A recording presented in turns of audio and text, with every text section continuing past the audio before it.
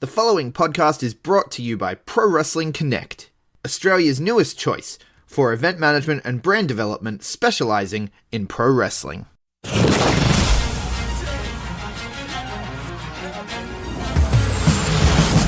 now, the B Plus Wrestling Podcast. Watch global. Support local. It's the B Plus Wrestling Podcast. The news. B plus. Check it out! Here we go! You wanna mess with us? 'Cause we're steady on the ground. All rise, ladies and gentlemen. Wrestle Church is in session. It is me, it is I, the one they call Mr Myster1ous, and welcome to All The Wrest, the wrestling podcast that gives you all of the news from around the world in this wacky, weird world that we call professional wrestling. I'm going to be covering a little bit of MLW news for you guys, All Elite Wrestling, bit of NWA, a lot of WWE news, a lot of negative WWE news, some positives. I'll try and sneak some in there, and just some other stories from around the world that have just caught my eye and that you need to know about to condense what has happened in this big week in the land of professional wrestling. While we're still standing, let's cover the birthday news, guys. Where we be without the birthday news? At the time of recording on the 15th of June, wish a happy 58th birthday to Scott Norton, former IWGP Heavyweight Champion. You got Chuck Palumbo, who turns 48, of course, former WCW WWF Tag Team Champion. You got Cesar Bonani, I believe he's part of the NXT brand. He turns 33 today. You've got the SmackDown Women's Champion, Bayley. She turns 30 today. Big congratulations to her. You got Jungle Boy, the Wild Man, who turns 22. Wow, he's very young. And when this comes out, guys, on Sunday for you all, the Ultimate Warrior would have turned 60 today. Rest in peace to him. Wish a happy 55th birthday to ECW original The Sandman. And you have, I never get it right, from Authors of Pain, Reza, I'm going to get it wrong somewhere. He turns 25. So happy birthday to everybody there. We'll say a quick prayer, glorious, and be seated for what we have in store for you today, ladies and gentlemen. Let's start with MLW episode 61, main evented by MJF going up against Davey Boy Smith.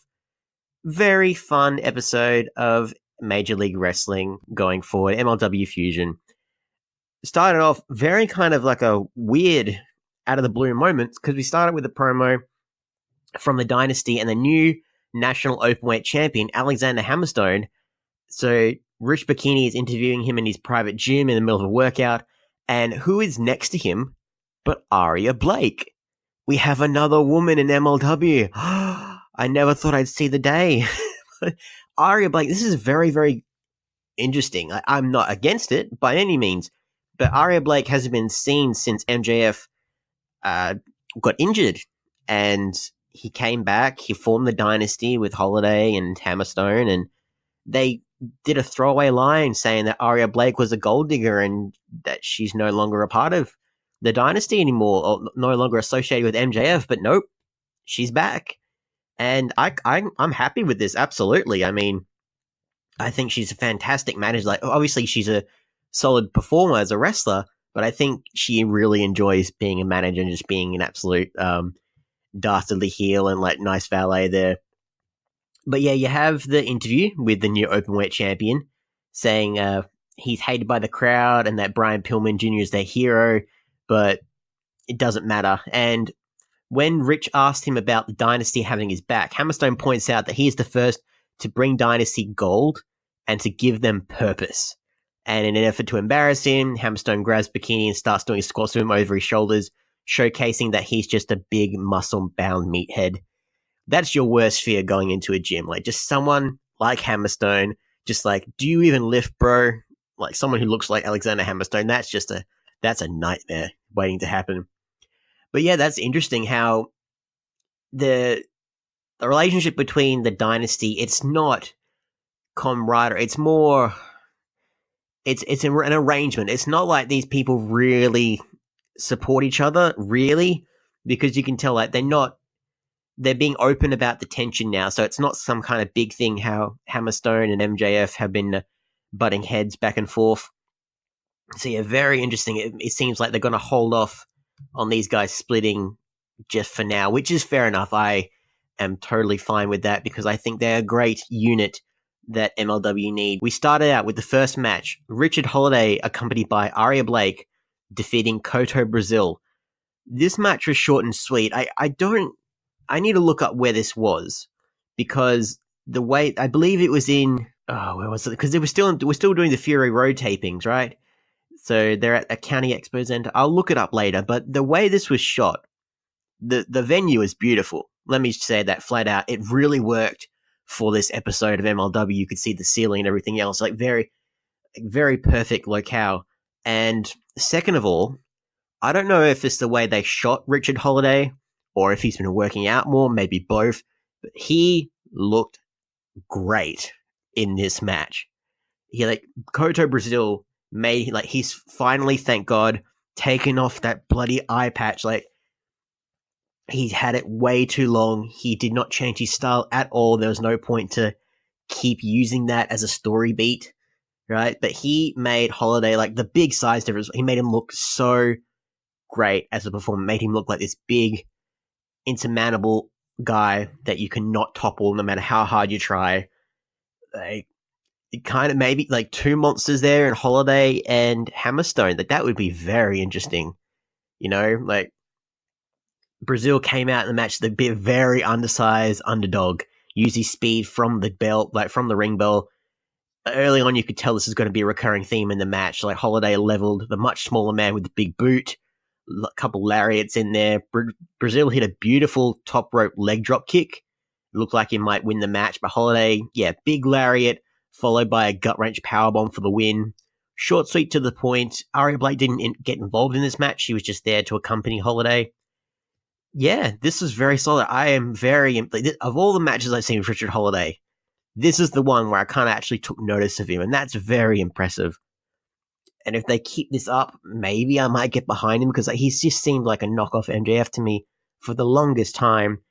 And, we might be seeing some personality, dare I say. I hope to see some more personality from this man. We had match 2 with Airwolf defeating Ace Austin. You had your flippy match. You needed to have your young, high-flying flippy match. 2 men in the ring with a combined age of 41. That's scary, ladies and gentlemen. And this was pointed out to me on the MLW's Got a Podcast where they interviewed MJF, Richard Holiday, Aria Blake. And they went through this match and they made me give this big visual because you have Airwolf. He's got ears on his mask. He does not look like a wolf. And everyone's like, what does he look like?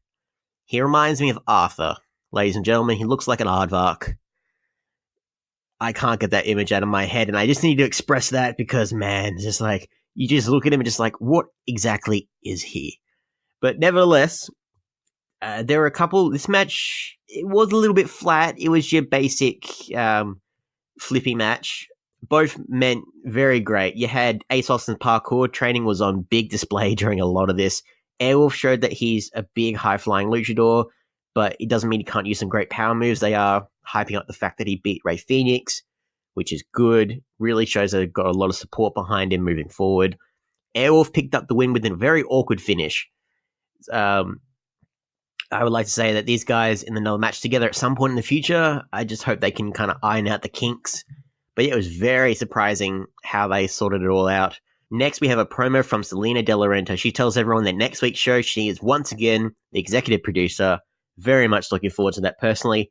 And she's been dealing with Sami Callihan and Mance Warner for a while now. They're the thorn in her side. Sami and Mance are booked in a match together.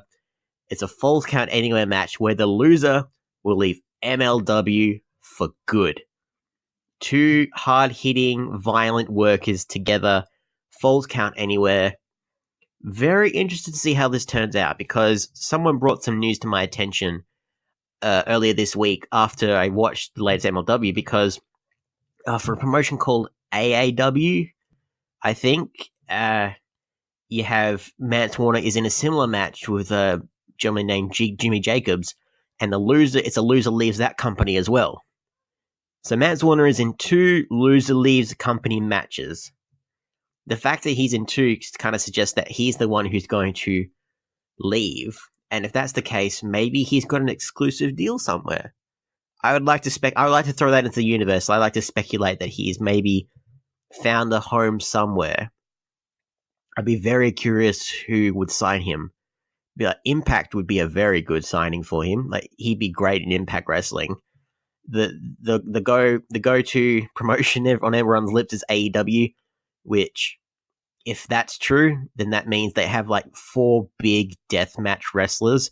You have Moxley, Janela, Jimmy Havoc, and Mance Warner.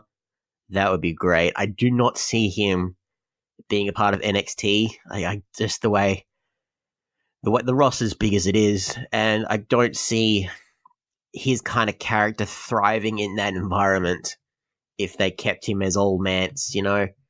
But yeah, that's what I noticed. We'll see what happens next week if they actually legitimately make it like loser leaves MLW for good. We'll see what happens there. The cameras caught up with Sammy and Mance Warner afterwards to talk about their match, and I loved this promo because they're just like they're doing the mega power shake first off, and they're just saying that after anything's all said and done, like they're kind of being each other's good old boys, and all of a sudden, Sammy Callahan says that I'm going to be victorious, and old Mance is going to ride off into the sunset. He makes it sound fantastic, like, and then Mance is like, whoa, hold on there, buddy. Just I'm going to be the one who's victorious, and then they start bicker, and as soon as that bell rings, we fighting, pretty much. And then he pulls out casually a staple gun from a trash can. Is that sanitary? Probably not, ladies and gentlemen. Probably not. We get next week as well. We're going to see a bit of payoff when Loki squares off against Ricky Martinez. You had the cameras caught up with him, just saying what you're going to expect. Typical Loki promo. He's just mind on the match. What more can we say about that? And of course, Tom Lawler is going to defend his MLW title, Kings of the Coliseum, July 6th against the Samoan Werewolf Jacob Fatu. Very interested to see how that one's going to turn out. This whole storyline with Contra, I want to see it kind of coalesce a bit more, like see what happens there. So Lawler's found some backup against Contra Unit in the County Boys, the Von Erichs. That they announced that. Contra Unit and Jacob Fatu follow up with a rather uninspired promo. I don't know how to feel about this, really. I'm hoping, because we've got the Von Erichs, that the match delivers. That's all I hope. The main event time, Davey Boy Smith defeated MJF, and this was just fun. This was so much fun because MJF came out with the entire dynasty with Hammerstone, Holiday, and Aria Blake. Because like previously, you just had Aria Blake come to the ring for the previous match, but for the past few weeks, the dynasty members have just kind of left each other alone. This one, though, they realize that Davey Boy Smith is a big threat, so they all come down. So many heel tactics behind the referee's back, like a lot of choking with a shirt, and of course, the moment the ref turns around, Davey Boy is using an MJF. Like, very clever in-ring psychology. Loved it, right? For the remainder of the match, MJF worked Davey Boy's right knee, taking every opportunity to attack and keep the much larger man down, get a good base. Throughout the match, a lot of distractions. Towards the end, Smith hit a diving headbutt and went for the pin, but Holiday grabbed MJF's foot, put it on the bottom rope. Very clever heel work stuff. I love this. After punching Holiday off the ring apron, you get the rest of the Hart Foundation come around, Pillman and Teddy Hart. They rush from backstage to give some much needed backup in this. It looks like MJF was going to get a quick victory. He had his foot on the ropes when he went for a pinfall, but the ref saw him. And then Smith picked up the win after hitting MJF with a running power slam. And yeah, this really felt like a main event match throughout this whole thing, where you've had a couple of solid matches these past few weeks, but this one really felt like the location, the visuals, the wrestling really felt like a main event match. And we cut too quickly to end the episode. I shot a Contra Unit attacking Ariel Dominguez backstage before Samael literally puts the cameraman on fire and the link goes to dark. And that was MLW episode 61. Very solid overall episode. Again, like MLW I'm sorry for people who keep hearing the same thing over and over again, but MLW is just solid. And sometimes there might be some promos that aren't too great, or a episode or two that wasn't as good as it could have been, but it's solid action week in, week out. Decent follow up to Fury Road. Good base to build on towards Kings of Colosseum. I'm really looking forward to the Sammy Callahan Mance Warner match, and I want to see in the next few weeks if Mance Warner really is signed to somewhere. But we'll see what happens there. That was MLW, guys. We have some AEW news, of course. We have Being the Elite episode 156, The Dark Order. We opened that with Jungle Boy and Luchasaurus getting groceries. That was very sweet. Luchasaurus wants some meat, but he makes him go and get some bananas instead. It's very, very simple stuff, very fun. We had some announcements for Fyter Fest, where Hangman Page wants to face MJF. He just wants to face MJF. But the reception is so bad that initially Matt Jackson booked Jungle Boy, right? And then he's like, no, I want to face MJF. Like what's wrong with the connection? It's complete Havoc. Havoc? Okay, you got it. It's Hangman Page versus Jimmy Havoc. No, you idiot. I just want to face MJF. And he's like, well, I already booked these guys, so Fatal 4-Way, ladies and gentlemen, for Fyter Fest. Hangman, Jungle Boy, Jimmy Havoc versus MJF. I would not want to be MJF right now after Double or Nothing. He ain't got much friends aside from Cody. Like salt of the earth, that guy, to be fair. And you would have guessed from the title of this episode, the Dark Order are the newest tag team in AEW. So they were the guys who came out after the Angelico Jack Evans Best Friends tag match. And they've been known on the indie scene as the Super Smash Bros. So, copyright? We can't call them that anymore. They are now the Dark Order. You have Evil Uno and Stu Grayson. Very curious. And they are claiming they are the best tag team in the world. So a lot of tag teams vying to become the best tag team in the world, ladies and gentlemen. You have Peter Avalon is daydreaming about Lena Bates. There's like a weird romance building there. We'll see what happens there. Very sweet stuff. You have the Young Bucks have announced that their final indie show will be at House of Glory. Intensity 8, I believe the title is. But yeah, that's in a couple months' time. Their final indie appearance before they invest all their efforts into All Elite Wrestling. This is big. And an interesting note, there are some new House of Glory tag team champions. The Lucha Brothers, Pentagon and Phoenix. Very interesting to see if their final match will be an AEW match against the Lucha Brothers. I feel like it would be. It would make sense.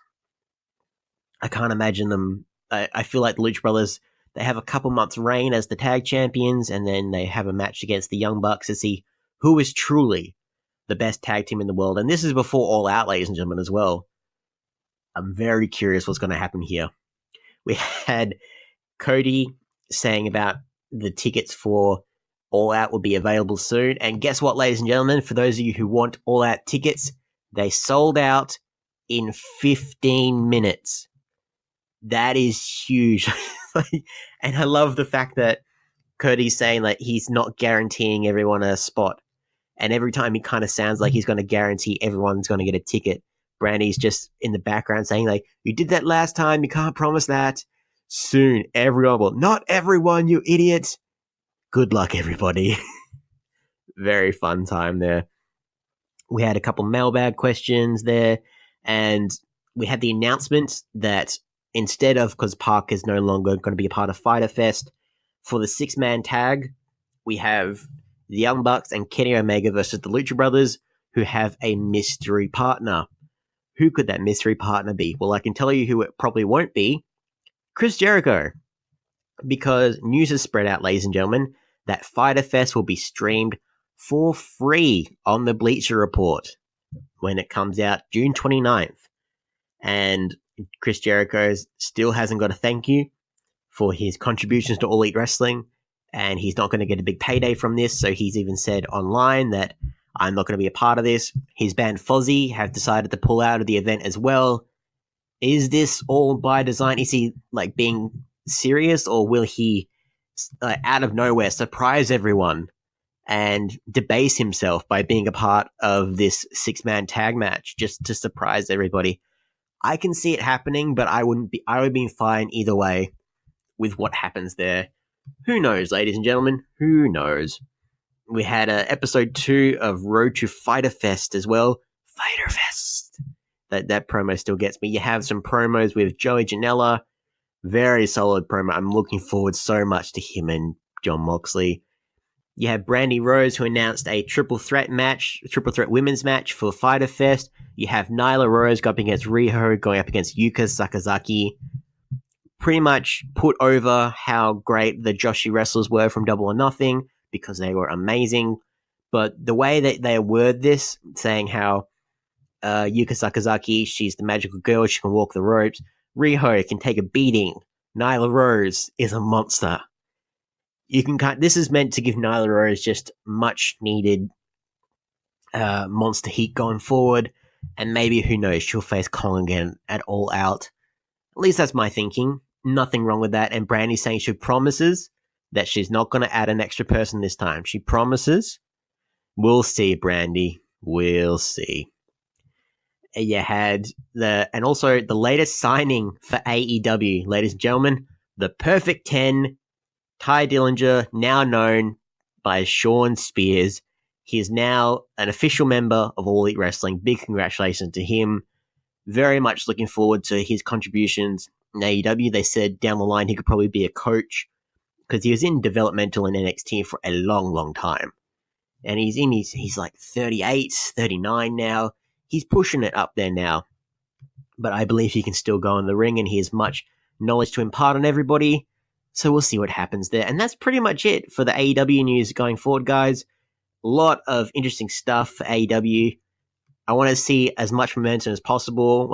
Like if they sold out All Out in 15 minutes, the momentum is not going anywhere anytime soon, ladies and gentlemen. And gratefully, I get to talk about the NWA this week.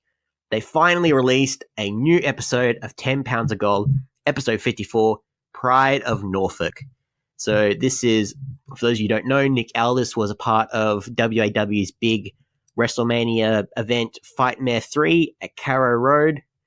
This was very good. And for those of you interested in this event, so WAW, in about to over 4,000 plus fans, they had this big afternoon show in front of thousands of people.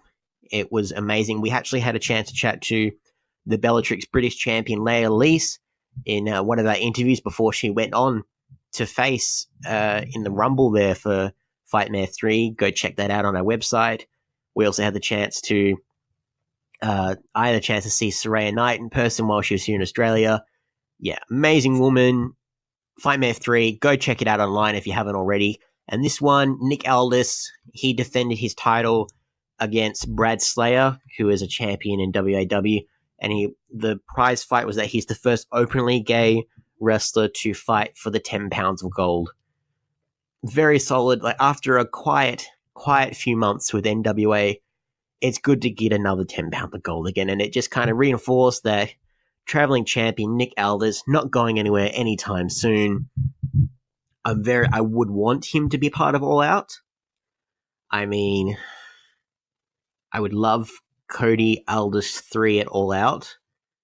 And I'm just trying to think now, because I was gunning for the villain Marty Scurll to dethrone him. And I'm thinking, like, who in the world can actually dethrone him at this point? But we will have to see, ladies and gentlemen. NWA is a wandering circus, and they are in a new era, ladies and gentlemen, and I couldn't be happier for them.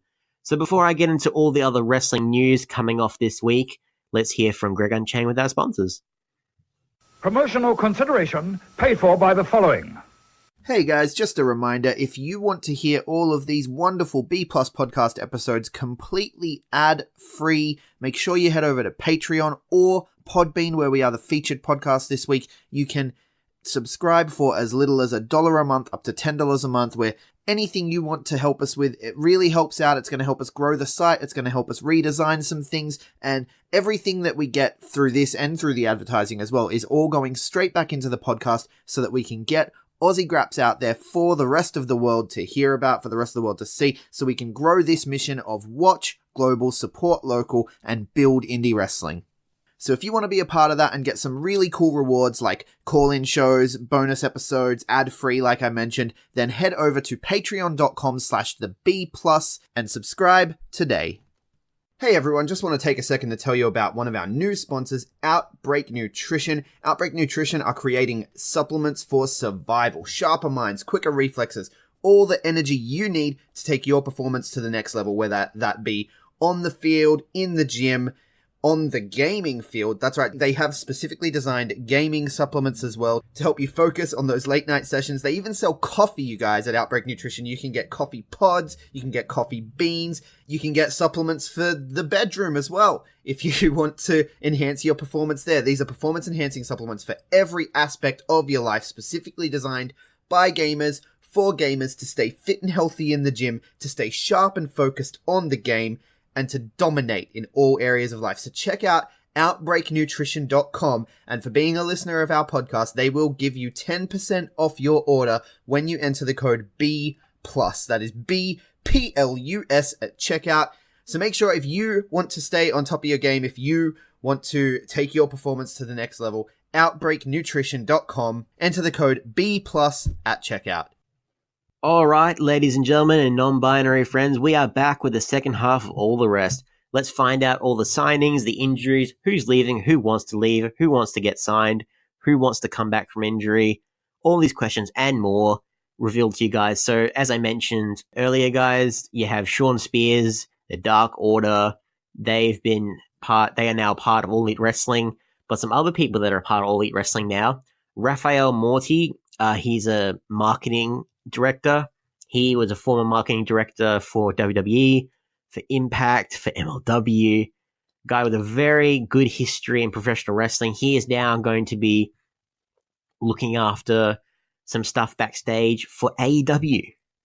And it's great that we actually know these backstage people in All Elite Wrestling. Like, I can actually tell you some referees' names. I can tell you the road agent. I can tell you the guy who drives the truck. I can tell you who's in charge of the merchandise stand. I can tell you so many things that I cannot tell you a thing about from WWE. Very different styles, ladies and gentlemen, and proof positive that All Elite Wrestling are out to change the universe. We have not so much confirmed signings for a couple of these people. Like, they've appeared on other shows. Let me just preface this. And this is a spoiler for future tapings of NXT. But I'll start with the one that's not a spoiler that's been released now. 205 Live got an interesting guest, Chad Gable. He debuted for 205 Live. He defeated gentleman Jack Gallagher by countout. It was a very bizarre finish, but it was nevertheless a great match. And they kind of said on commentary that they don't know if this is a wildcard rule or that he's actually here for good. If they're not using him on the main roster and they're going to use the wildcard rule over there, then by all means use him over there. Like, you need more Kurt Angle like technical wrestlers in that promotion. Like, you don't need a bunch of, like, there are an abundance of great cruiserweight wrestlers who are big high flyers, but you need some technical guys there as well. And Chad Gable would be perfect there as well. Like, a very underutilized talent if ever there was one. But in the land of NXT, you also have finally Alexander Wolf, his UK taping where he joined Volta and has joined Imperium, that faction, of course, which is the spin-off of Ring Camp. Like, that was recorded back in April. It's finally happening now. It's been almost 2 months. That is insane that they've waited this long. But in terms of NXT spoilers, guys, like, you have been warned if you listen on. Like, just skip for the next minute. Like, skip in about a minute's time. You have Apollo Crews has appeared in the NXT brand. You have Killian Dane and you have Fandango. All of these guys are now, I can't say moved down, like, they've gone across, because I firmly believe, like, when people say that people have gone to NXT, the only acceptable descriptions I will hear from you, ladies and gentlemen, have gone across or gone up, because really, NXT is the golden brand of WWE right now, and everyone should be there. Everyone should be a part of this wonderful talent, wonderful promotion that they've got going. Definitely not Raw or SmackDown. And I'm very much looking forward to I won't tell you guys what happened with the matches, but I'll just let you know that these guys were a part of some taping going forward. Very happy with what's happened. And some rumored signings. Apparently, Session Moth Martina is expected to join NXT UK going forward. She had a WWE tryout. Nothing been confirmed, but you have guys like Dave Meltzer saying that be surprised if they weren't a part of it soon. We've also had, all the way from Australia here, Steph DeLanda. She made her UK tryout, so we'll see what happens there. I'd love to say that Steph DeLanda has joined NXT. That would be amazing. More Aussies, ladies and gentlemen. Aussie Pride representing here. We have a couple injury reports, guys. You have Rey Mysterio. He has announced that he's expected to return early July from his shoulder injury. Very happy to hear. It felt like there's a lot more story to be told with Samoa Joe, with his son Dominic. I'm curious, you have all these rumors that Dominic is going to wear his dad's mask and that they've got a name trademark for him down the line. All rumors, all hearsay, but you can tell that there's going to be a lot more story with Rey Mysterio and Samoa Joe moving forward. And you have Lars Sullivan. This is a minor injury, ladies and gentlemen. So he suffered a knee injury before this week's episode of SmackDown. He was meant to defeat Matt Hardy. So he clearly didn't injure his knee from putting his foot in his mouth with all the forum posts, but he did it with other things as well from the Raw episode where he demolished the Lucha House Party. And yeah, he is going to be out just for a couple days. Nothing newsworthy there. He'll probably be back on next week's Raw and probably the SmackDown because of wildcard rule, ladies and gentlemen. There's no real stars leaving at the moment. You have Andrade and Charlotte Flair. They're actually on personal leave right now because sadly we have to report that Andrade's mother passed away while he was in Super Showdown in Saudi Arabia. So he's gone off for a couple weeks to be with his family, attend the funeral, everything else. Our condolences to Andrade and his family during this time. But yeah, we won't see Charlotte Flair or Andrade moving forward. Probably could be a good couple weeks before we see anything from them. Hopefully we get to see more superstars shine with their absence, but with the wildcard rule, we'll see. And even though we don't have a specific name for this next story, but according to Dave Meltzer, apparently several WWE superstars are just waiting out their contracts to expire so they can join other promotions. He's just saying that backstage morale in WWE, especially after Super Showdown, is basically it's that low. It's piss poor at this point. And yeah, there's been rumors of WWE talents wanting to leave for months. And now that AEW is now a viable option, right? Now that WWE are clearly trying to cling to as much talent as possible with their contract situation, it's looking pretty bleak right now. And you might be asking, well, how are WWE addressing this? Well, their chief brand officer, Stephanie McMahon, has gone to talk to the troops, not on Raw or SmackDown, but in NXT, which makes absolutely zero sense to me. So their response is to talk to the NXT stars who are majority happy, are being utilized on brand, and are being compensated well for their time. You talk to the Raw guys, you talk to the SmackDown guys, the guys who want to leave, the guys who are upset with the way things are at the moment. When I saw this news, it's just did she go to the wrong place? But she visited the Performance Center during the Full Sail TV tapings, and she had a big talent meeting, which was more of a pep talk, right? She talked about how great WWE is, how great WWE is, how the talent gets to be their own brand in the company, how they push social media saying that Forbes recently listed WWE as one of the 10 most powerful brands in the world right now. This is completely contradicts what Jon Moxley has said about WWE creative. Like, this is the Stephanie McMahon, ladies and gentlemen. Like, the McMahons are a crazy bunch. They are. And if this is a pep talk to convince stars to just, like, if they get called up, like, and I don't want to even say call up anymore because it's not getting called up. It's getting put down to the main roster.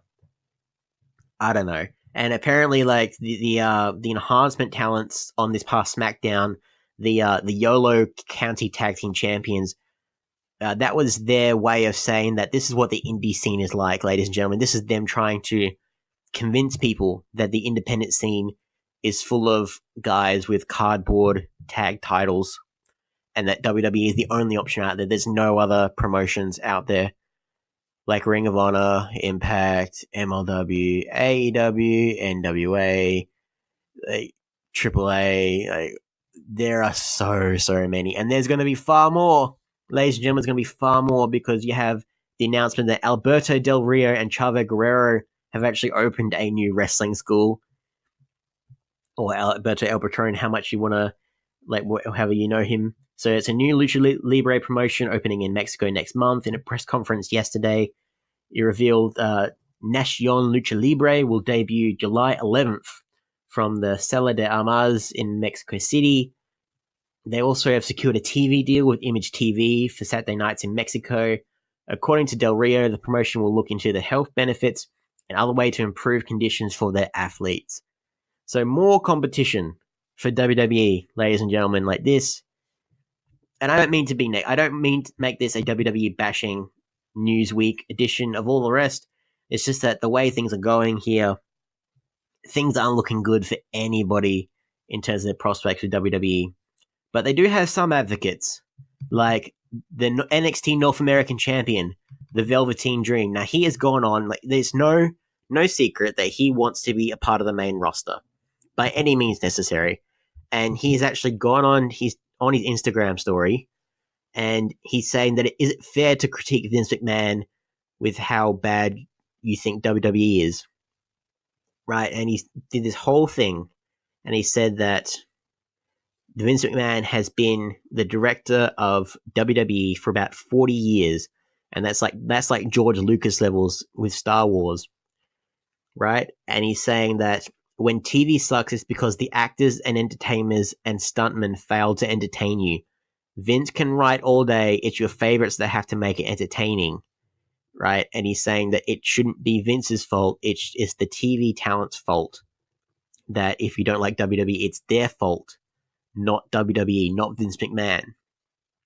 That is very, very incendiary and very, like, cynical to anyone on the WWE roster who is having issues right now. Like bless Velveteen Dream. Like, you can tell he's going to be like, when the moment he gets called up, the way he's going, he's very smart. He's taking advantage of this big bonfire PR situation WWE in, and I could see him being one of their big supporters. He could be that next John Cena. He's young. He's a company guy. He's got all the talent in the world. He's got a very safe kind of moveset. He's got a great character. Like, yeah, you can see him being, of all the people in NXT, he has the best chance of succeeding when he finally switches to Raw or SmackDown. And he kind of followed up with a very interesting few messages. He's gone on to say that most of you hate being wrong, but life lesson, like, he's showing you that stars who made their bad gimmicks work, quote unquote. So he said, Damien Sandow as a stunt double, he made it work. The Miz makes things work, everything that's given to him. Chris Jericho made the word it work, right? He's saying that The Godfather, APA, The Rock, D'Lo Brown made things work, like Eugene, right? He's saying the machine backing you is a separate conversation, and that WWE will give you a bad gimmick, and then once you've proven that they can trust you, then you can go on to become something better. So he's saying that The Rock, before with Dwayne Johnson with The Rock, he was Rocky Maivia. Before Glenn Jacobs was Kane, he was Dr. Isaac Yankem, dentist. Before David Batista was the Animal, he was Deacon Batista, right? On and on and on. Like before Triple H was the Game, he was terrorizing in WCW. He was like John Paul Levesque, right? He was all that, and that you can tell like that's what he's kind of going for. And premise wise, I agree. That's how it should be. WWE give you a starting gimmick. If they haven't seen your previous work, if they don't know how reliable you can be as a star, they'll give you a starting gimmick. You make it work, and you show that they can trust you enough so that, okay, we give you more control creatively, you can go on to become something else. But that's not how it works. It's not that simple. And everything that has come out the past few weeks, few months, especially from Jon Moxley, is that WWE are so controlling with these guys in terms of their creative process. And if this was like the way he's saying this, that you expect that these guys should have creative control over their characters. Why? Because they are independent contractors. They are they are in WWE's mind independent contractors when like they are clearly employees. It's a stupid line that WWE has gotten away with for decades. And it's all the more true. Like the way he's talking is if that the superstars are employees, which they are. And he's saying that this is the way WWE's worked for ages. Like we are actors with no classical experience. We're stuntmen who train for matches.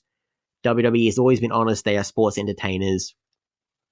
Again, you can tell he's clearly going to be one of the biggest stars when he gets pushed to Raw or SmackDown. One of the biggest advocates online to help them get through the mess that is their ratings at the moment, which are very, very bad, ladies and gentlemen. They've gone to new lows, which for Raw, it was about 2.14 million, which doesn't sound too bad. But they had the NBA Finals, I believe, in America, which is why the ratings are so bad as well. The wildcard rule has not helped things at the moment. Yeah, it's a bad time for WWE, and in stark contrast to everything that Velveteen Dream has said, there are so many other superstars that are disagreeing with everything he's saying, right? Including Batista. So he said Batista as an example for why WWE creative are great, but then Batista's gone online and said that creative is an absolute nightmare. It was bad when he came back in 2014, and it's even worse now. Like, that is saying something. So he's saying that I feel like they don't have a clear vision, long-term vision. Everything seems so week to week. And Chris Jericho pointed out something to him, that John Cena is the last guy who's ever going to be over like he was. And it's because the performers now are very limited. Their hands are tied. They can't go to war like they used to. They used to go to war to beat the crap out of each other and earn a new level of respect from people. But they had more freedom. Plain and simple, they had more freedom. They don't now. And it's everything that Jon Moxley said a few weeks ago. It's everything we kind of knew, but no one really said it outright. And yeah, I respect Velveteen Dream, but everyone else is going on the WWE bandwagon.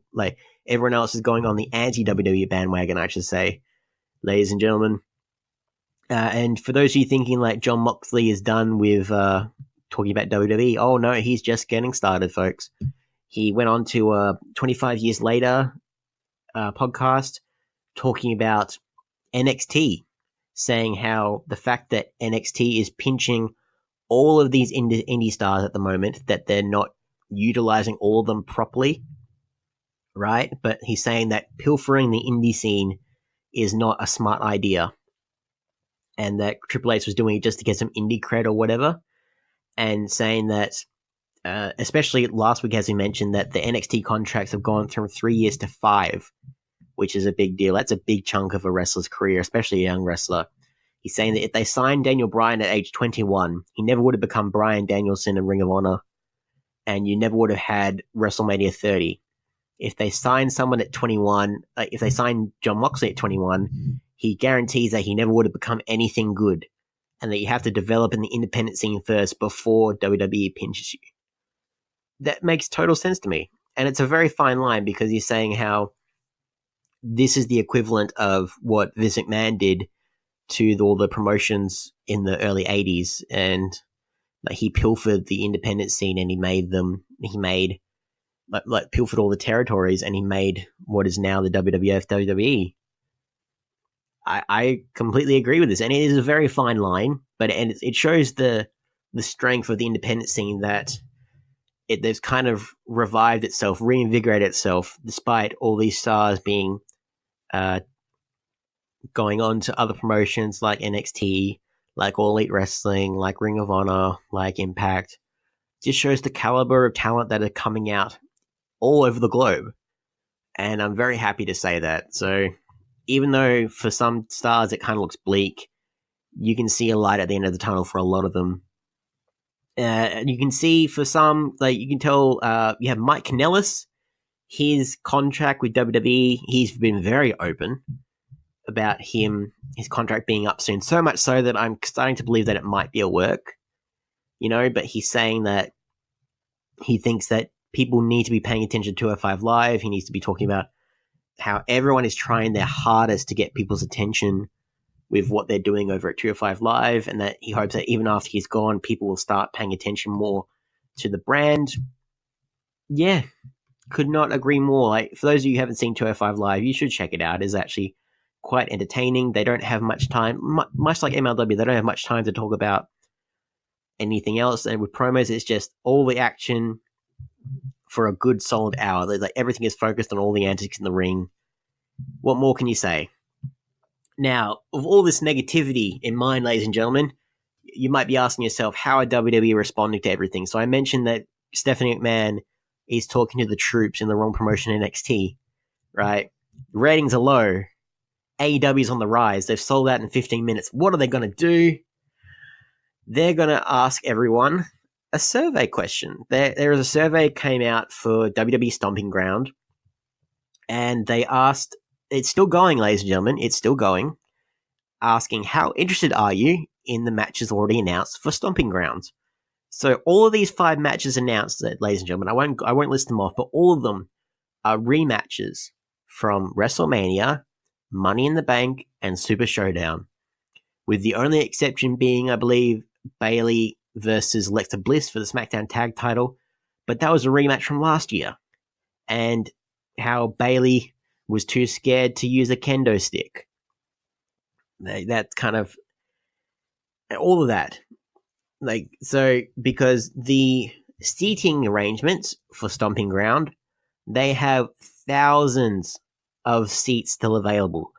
Thousands of them, right? You have AEW who have sold out All Out in August, right? WWE can't even fill their next venue because they have just got nothing on the card that is worthy of a pay-per-view. And I feel that of all of the upcoming pay-per-views that WWE has, this one feels like it's going to be the worst one of the year. Like, it looks like it's slated to be just the absolute drizzling shits, ladies and gentlemen. But they're going to see, how interested are you? So if you're upset with WWE Creative, please voice your opinions. Don't tell them that B Plus sent you. But let's be honest now. We need to protect ourselves here. But yeah, we'll see what happens with that. So that's one of the ways that WWE are trying to protect themselves and trying to figure out exactly what is going on. Why aren't people liking what they're doing? Gee, I wonder. And if you think that they're going to change their ways anytime soon, there's news that there probably won't be, and there's some rumors that are going around that make you very question the sanity of a lot of stars and a lot of creative, because this is a rumor from WrestleVotes that the next WWE champion after Kofi Kingston is expected to be the best in the world, Shane McMahon. That they're now WrestleVotes very, very hit and miss channel. They broke the 24/7 title changes going up to Super Showdown, where R-Truth lost to Jinder Mahal and then he won it back on the flight there. That was pretty cool. They predicted that Mansoor would win the big 51 greatest battle royale ever. So they have their sources in WWE. There is someone in there that they have on tap. And we should point out that wrestling storylines, wrestling like plans for wrestlers change all the time. So even if this doesn't happen, it's not to say that it was wrong. It's just that it might have been right at the time, but something's come up. But I could see them doing this. Vince McMahon has been a WWE champion before. He's been an ECW champion before because he just likes to stick the knife in to the WWE version of ECW. Stephanie McMahon has been a women's champion before. Shane O'Mac has been, of course, been a hardcore champion. He's recently been a SmackDown Tag Team champion. He is the co-owner of the Crown Jewel Trophy. They might want him to be a singles guy. And if you think about it, he has had the most screen time on Raw and SmackDown of any superstar. We opened this latest SmackDown with Shane McMahon for a good 20-25 minutes. Not looking good, ladies and gentlemen. Not looking good. I can see Vince McMahon just doing this just to piss people off and get the wrong kind of heat. Ladies and gentlemen, I can just see this being a very, very bad time for WWE, and it kind of cements how they feel they are going at the moment. And yeah, this next Stomping Ground will be very, very telling of how they are reacting to the independent scene moving forward. I'll try and keep clear of all the WWE news, like any other WWE bashing. I will instead move on to, for those of you who are wondering what else WWE have in the works, they are working on a Netflix movie called The Main Event, and they are hiring extras, ladies and gentlemen. So according to PW Insider, The Main Event tells the story of a 10-year-old boy who is bullied, but dreams of growing up to become a WWE professional wrestler. However, he gets to live his dream earlier when he discovers the secret to having super strength in his breakfast cereal, becoming the Spaghetti Kid. We are told that John Cena is referenced in the film as begun at a cameo role late in the film. The screenplay features small roles for Sheamus, The Miz, Bray Wyatt, and a number of references to NXT. The screenplay was written by a man named Larry Pastel, who wrote Flip Turn, a feature film that was produced earlier this year but has yet to see a release date. Pro wrestlers who want to be involved in the movie, as pointed out by a Reddit user, Jets Another Mark, shared an image. We'll share it on our page as well. That they're looking for pro wrestlers in costumes with their own costumes and personalities for this role. Please apply if you have pro wrestling experience. You live in Vancouver or the surrounding areas, and you are available from June 21st, July 31st, August 1st, and August 2nd. Rate of pay is $34.64 an hour. That's pretty good, guys. This sounds awful. This could be the next Ready to Rumble. The Spaghetti Kid. I don't even know where to begin.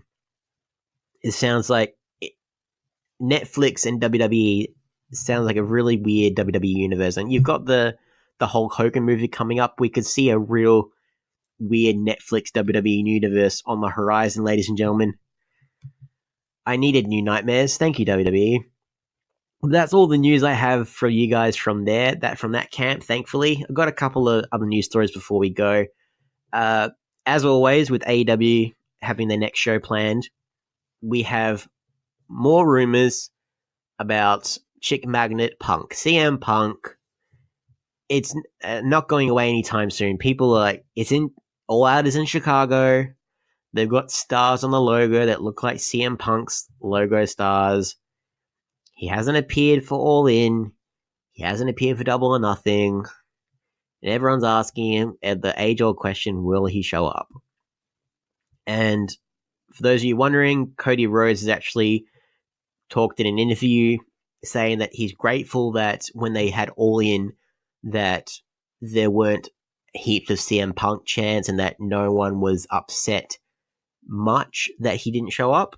And he's saying that they're focusing on Hangman Page and Chris Jericho for the AEW title to crown the inaugural champion, as he should be.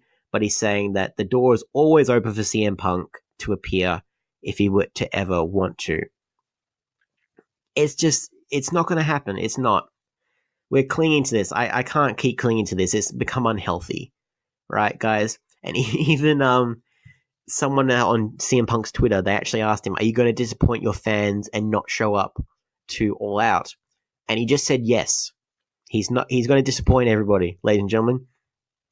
And if this is a big swerve, it's a very weird swerve. You know, I don't understand it myself. But yeah, that's it. Kind of, if you're clinging to hope about what CM Punk is doing, ladies and gentlemen, that's what's happened. We had some NXT name changes. I feel like NXT is a separate brand. I'll quickly talk. For those of you wondering about all these NXT name changes, we now actually have the answer because according to the latest tapings, there is a 8-man tournament where different NXT superstars who have not been on TV yet, they all compete to earn the right to face off against one of the NXT champions, whether that be Velveteen Dream or Adam Cole. And all the people that they have announced are all people who've recently got name changes. So you had this week Jonah Rock.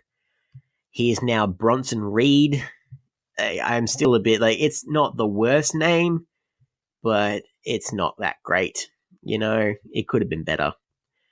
You have ACH has changed his name as well. Pretty much everyone announced for this except for Chinese superstar Boa. They've had their names changed to completely reinvent them as these fresh new up-and-comers. So that was the reason they got it over quickly, and partly, I think, as well, just to stop it from happening when they get moved to Raw or SmackDown going forward. That's what's going to happen. So in the next few weeks, we'll see that tournament. We don't know the winner of it just yet. You'll watch NXT the next few weeks to find out. I hope Bronson has a good showing. Of course, I would love to see Trevor Lee get a good showing as well. Look at all the NXT name changes, guys. You had Garza Jr., who's become Angel Garza or Angel Garza. You have ACH, who has gone back to his birth name of Jordan Miles. He's adopted moniker of Jordan Miles, which is a combination of Michael Jordan and Miles Morales. That's pretty cool. And I want to end on some heartwarming notes, guys, because it's been a very negative week in professional wrestling, and I want to end on something positive, not something wacky. But as we mentioned a few weeks ago, how Ashley Massaro unfortunately committed suicide, and that there's been a fundraiser, GoFundMe, by Mick Foley and the Squared Circle Sirens, like a bunch of former WWE divas, to raise money for her daughter to continue her college education. We can actually confirm now that they have reached their goal. They have raised over $100,000, which is more than anyone would have expected. I'm sure, hopefully, some people donated the full $5,000 so that Mick Foley could come to their house for dinner. What a way to spend your money, and get Mick Foley to come around for a day. That'd be very fun.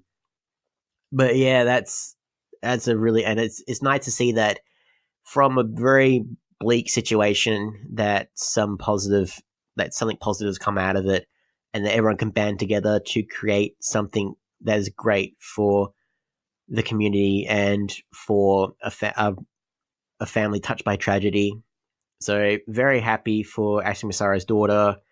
May she go on to have a successful career in whatever she chooses to do. Big thanks to everyone who donated. Big thanks to Square Circle Sirens. Big thanks to Mick Foley. $100,000. That is an amazing achievement, guys. And that is all the wrestling news that we have for you this week. If you want to follow me on all the socials, I'm at Mr Mysterious with a 1 instead of an I. Twitter, Facebook, Instagram, YouTube. Hit me up. We'll have a chat about what's happened this week. If you want to follow our Fearless Leaguer Greg Unchained, he's at Greg Unchained on Twitter, at the Greg Unchained on Instagram. And if you want to follow us collectively here at the B Plus, because we're an alright bunch, you can follow us at the B Plus Wrestling on Twitter, because wrestling when it fit, and the B Plus Wrestling everywhere else. Remember, guys, to try and contribute to our Patreon so we can keep giving you guys what you want, when you want, showcasing the best of Australian wrestling and keeping you up to date on all the wrestling news coming from around the globe. Like, share, subscribe, hit that 5-star review. I've been Mr Mysterious for Wrestle Church, and I'll see you later.